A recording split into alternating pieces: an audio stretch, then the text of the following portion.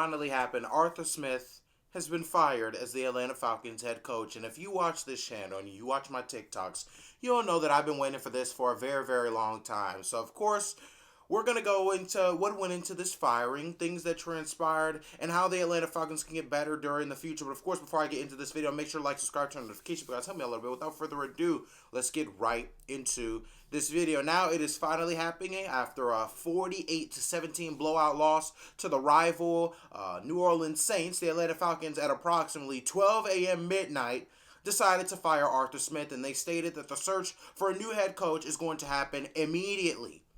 Like I said, immediately.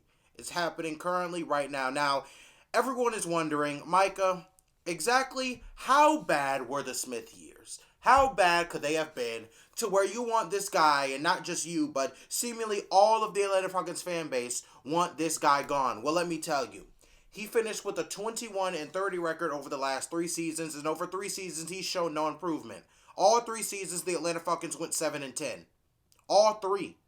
All 3 seasons, the Atlanta Falcons held the 8th overall pick. All 3 of them. The Falcons offense has also been a sub-top 15 offense the entire time Arthur Smith was a head coach. Why is that important? Because this guy was an offensive coordinator before.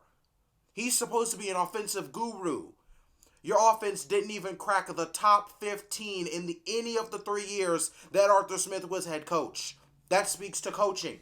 Not to players, not just to management, to coaching. That's a coaching issue. Needless to say, the defense has also been iffy, but since the addition of Ryan Nielsen, who ironically came from the New Orleans Saints, the defense this season was a lot better. Jesse Bates shined. The defensive line shined. The linebackers shined. Ryan Nielsen is a guy that I think the Atlanta Falcons should definitely keep around. The guy did a fantastic job with the defense this season. Now, back to Arthur Smith. Smith has also failed to make the playoffs in any of the last 3 seasons. He was not the right coach for the Falcons. Is he the right coach for somebody else?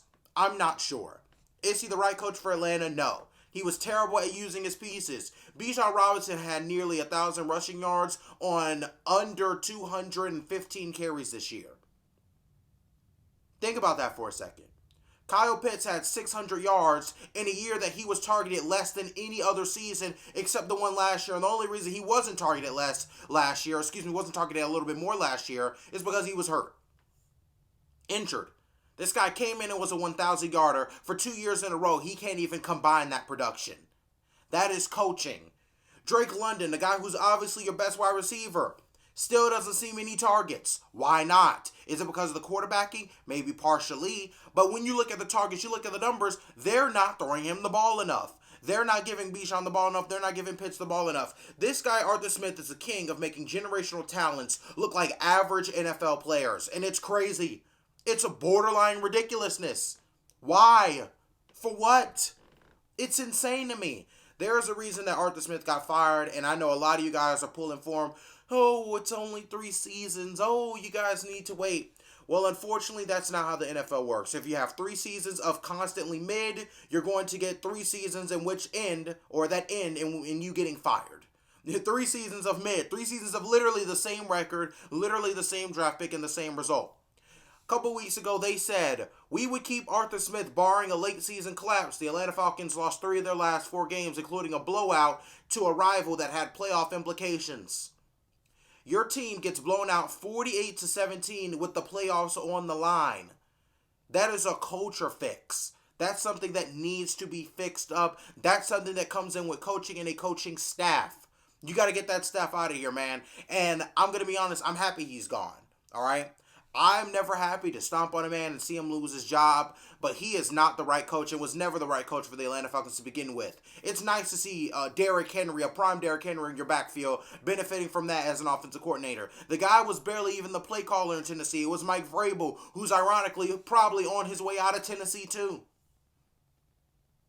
He's on his way out. That's all I've got to say about that.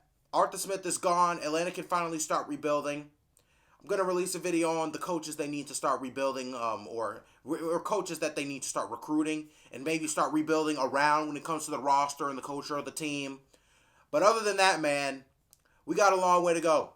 But we made a step in the right direction. I want to thank the New Orleans Saints for putting a nail in the coffin of this terrible, terrible tenure. this tenure of wasted talent, this tenure of wasted time. So thank you, the Saints. Thank you, New Orleans Saints. Thank you. Arthur Smith, I hope you go out there and get yourself another job, man. You just weren't the right guy for the job here in Atlanta. You didn't fit the culture. You didn't fit the vision on what the team is supposed to be. You just didn't fit. It wasn't a good fit. Hope he goes and finds another job. I never pray on a man's downfall. And hopefully Atlanta takes a couple steps forward going ahead in the seasons going and coming, basically. And the seasons coming forward.